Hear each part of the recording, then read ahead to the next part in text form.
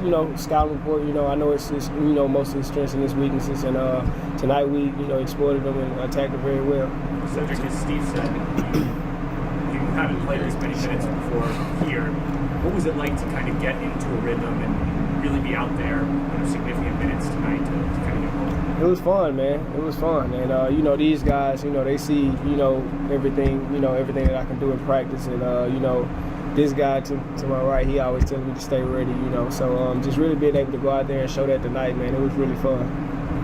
One more from Cedric here. Can I ask you just, this is a big hurdle you guys get over, coming off the loss the other night to win a big game on the road, and now you have 6 of your last 8 games, because of the replacement games, are at home. You can't let off the pedal. Just what's your thought? I mean, does this really sit you guys in a good frame of mind going into that, or what do you think? Yeah, but we can't get complacent with that, and this, especially around this time of the year, it don't matter if you're home or away. It's the better team gonna win. So just really going in, to this next week, lock the loaded, focus, and ready for the opponents. Not really getting comfortable, but just staying ready, man. Like I say, just because we at home, that doesn't mean anything. So just staying ready and ready for the next team.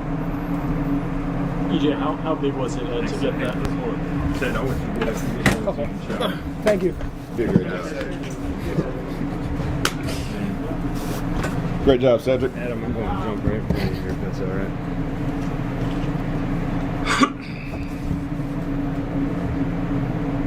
You want to mute this or no?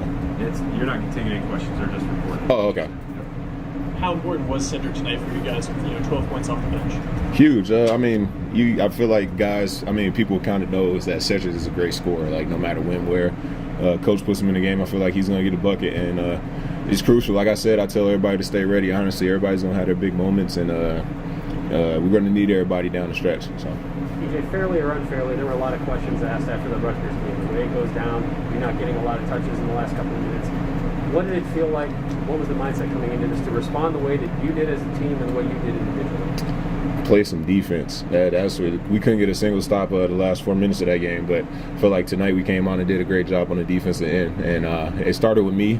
Like, my effort is contagious, and I feel like I got to keep getting better on that side of the ball. And as I keep doing that, we're going to keep getting better. So it seemed like ball screen defense maybe changed as the game went on. They were getting a lot of layups and dunks early, and then it got a little bit more difficult for them to get to the rim. How did you guys adjust what you were doing defensively to make it more challenging for them? I just feel like the coaches did a great job. They are great at making adjustments, letting us know what actions they're going to run. Just a lot of scouting, honestly. Just being ready. So.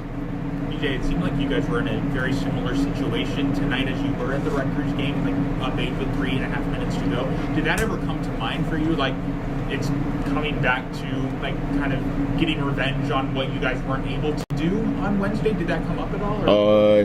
They didn't say anything about it, but I definitely thought about it. I was in the huddle just saying, get it stopped, honestly. If we would have probably got a single stop that game, we could have possibly won, but I wasn't trying to think about it too much. I just knew what it took to go out there and get the victory. And to kind of make that statement, on the road against your rival, it seems big. So I'm curious, what does it mean? Like, how does it feel to just kind of secure that momentum against on such a big stage? Just staying together. We got better in practice, learned off of film, and like I said, it starts with me on the defense end, just being contagious and just showing everybody the effort I give on that end is going to help out a lot. So, Even one of the biggest shots of the game, about 3 minutes to go, you're in the left corner and they didn't get out on you. They just kind of were slow reacting. What's your thought? Well, if they're not coming, I may as well shoot it, or what was going through? Yeah, I was kind of open, and Hunter Dickinson jumped, and I couldn't say a single thing after I shot it. But he hand down, man down. So. EJ, you mentioned your defense quite a bit, but 28 points, 17 shots. You were clearly impressive tonight. What was that mindset on the offensive side? They were playing me one-on-one. I haven't seen that a lot this year.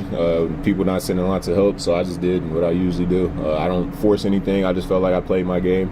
And as they kept playing one-on-one, I just kept getting to my spots. How much of the offense kind of dictated on you guys having a feel for how you're being defended, whether it's the first 5 minutes of each half or just different looks you can get? I started off missing a lot of shots. I think I was like 1 for 6, 1 for 5, one of those, but I can't let that affect the defensive side of the ball. shots are going to come. Just playing hard is all that's going to come. Playing in a rhythm. That's why I keep telling guys. People were missing shots. I said I missed a shot. Zed missed a shot. Kai missed a shot. We just got to keep playing. I don't think anybody's perfect. So just playing on the defensive side of the ball, I can't let that affect anything else. When you came back in, I guess at 9, you got a breather at like 11. You came back in like 9:30. They've been playing you straight up. Were you going in knowing you were going to be getting those kind of like ISO looks there, basically? I don't come into any single game thinking I'm going to get one-on-one looks. I just haven't seen it a lot this year. Usually it's a lot of help, but I just took what they gave me.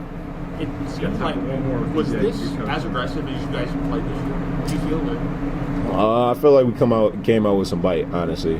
Came out with a lot of toughness. New guys.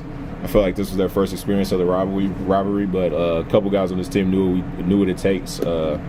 So we just kept implementing that and just kept talking about it. So. Because it seemed like whether it's, the veteran backcourt of Jamari and Cedric or even Eugene, it seemed like there was a level of aggressiveness that maybe we haven't even seen from these guys, including out of yourself maybe. Do you feel like, is it the rivalry that brings it out of you guys? Is it just coming off the last game? What is it? I just, it could be a lot of things, but honestly, I just told everybody to play their ass off. No matter what happens, I can live with the results if we win or lose. If we just go out there and play our butts off, leave it all out on the court, empty the tank. So that's why I just kept implementing. And EJ, when you talk about defense, you had one block that about went over your own bench. How does that impact the game? How did you feel that start to change the flow of the game when you are able to be as aggressive as you are blocking shots like that? I love blocking shots. I feel like that changed the momentum of the game. Honestly, just gives us a lot more energy. It's like a highlight play except on the defense end, so I love that about the team. So, like I said, it's contagious and going to keep getting better. Thanks, EJ. Thank you, guys.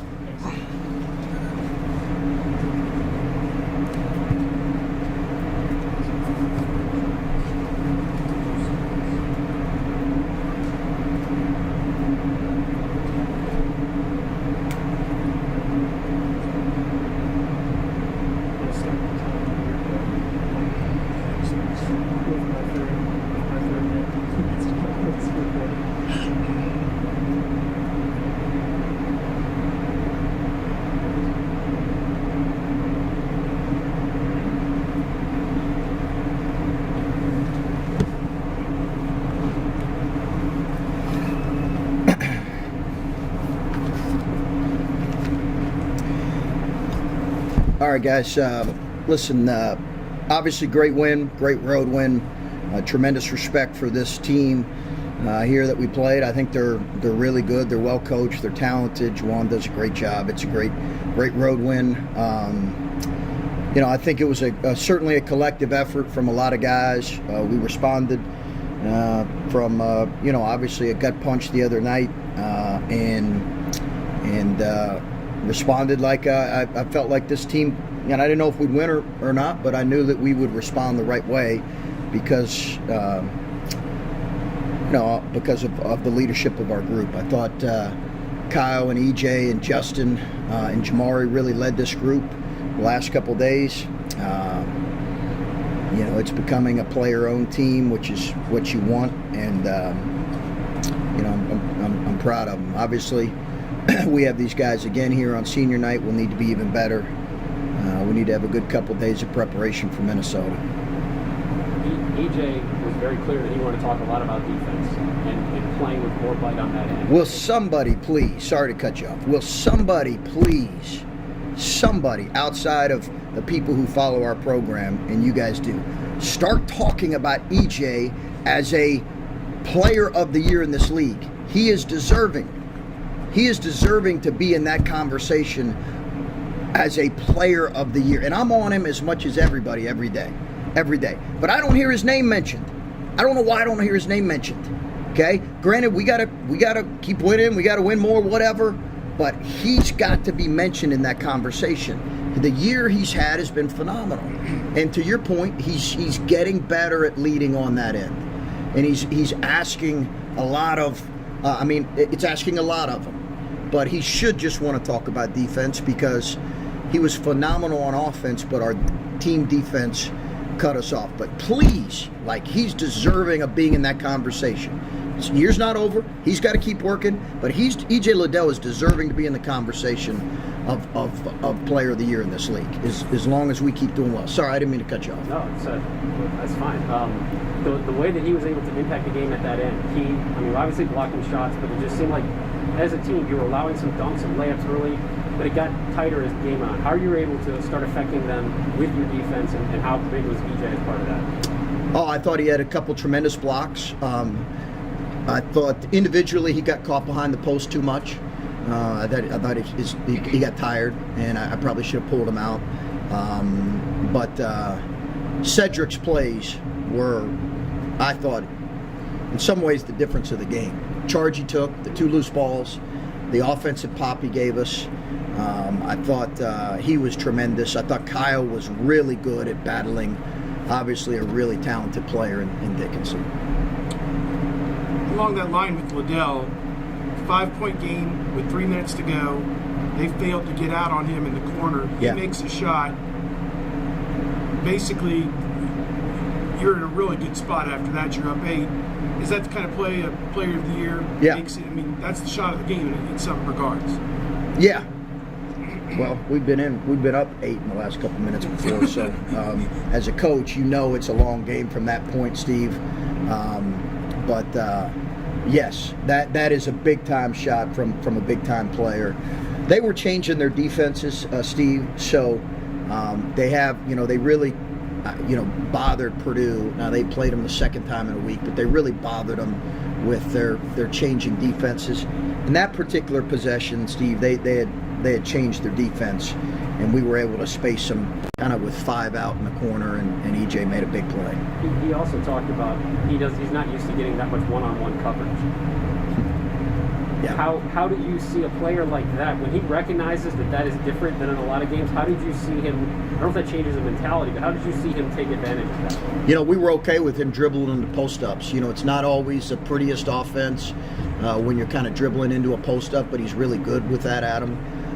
And we felt like we were going to stick with his ability to kind of drive into a post-up, and we knew they would stay home. We've got a pretty good shooting team, so they were going to lock into Justin or lock into Malachi or lock into Cedric for sure.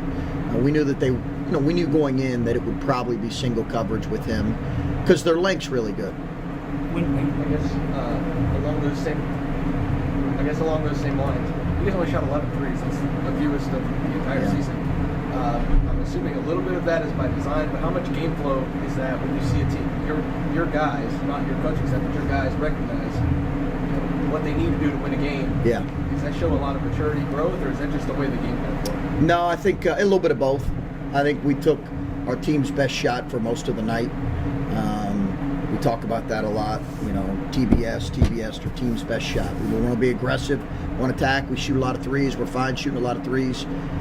But in this particular game, they extend and really prevent you from getting open threes. And then for Cedric to do what he did, I know you've already touched on it a little bit, but how much does that kind of prove to you guys as a staff, like exactly what he is capable of? And you got a month left. You're going to play, I think, 8 games in 19 days. You're going to need that kind of production. What do you see out of him now? He's got to keep doing that. He's not always going to have a game like this, but again, I thought his defense is the reason. And we had a shorter rotation tonight, so in some ways, maybe that helped him get in a little bit better rhythm. Maybe I got to look at that, shortening our rotation a little bit more. I don't know, but he was phenomenal. Eugene having out game time decision. Yeah. You've talked about wanting, you're disappointed in some of the stuff he's been through. To start him tonight and to play, especially defensively, as you talked about the way he did.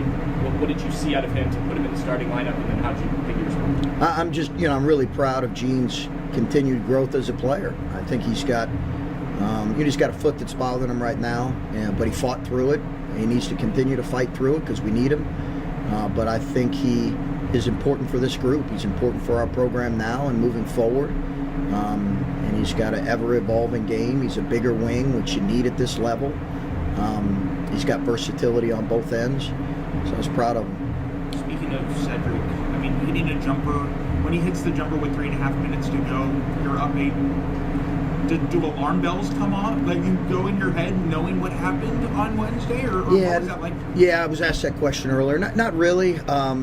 listen, I've been doing this long enough, that games can turn in people don't realize 3.5 minutes is a really long time. You're talking about as many as 8, 9 more possessions, 10 more possessions in a game. I think it's not always, maybe people from the outside don't always get that, but if you've been in the arena, you understand how long a college basketball game is at 3.5 to go. You look at coming off Rutgers, your season in a lot of ways, if you don't win this game, I don't want to say you go into a tailspin, but how important is it to come out of here with a win, and now 6 of your last 8 are at home? I'm not saying you can take a deep breath or anything, but just psychologically, this has got to be a big lift after Wednesday night. Yeah, it is, Steve. And obviously, we're playing a great opponent who just came off a big win. I think they're really gifted. I've talked about, the job. I think, we've got great respect for Juwan and the job he does and the players here. So I think that makes it, a good win. But listen, when we play them on senior night, we're gonna have to play well, and we're gonna have to play well on Tuesday at home versus a good Minnesota team. So I think that's our focus right now, Steve, is getting ready, getting better through film on Sunday, getting ready on Sunday and Monday for a Minnesota team that could certainly is a good team at bottom line. So I don't think big picture right now, Steve, because it can get you. I know, again, fans are fans. I don't think big picture. I just think stay in the moment and stay working on getting better. 2 more, start over here on the right.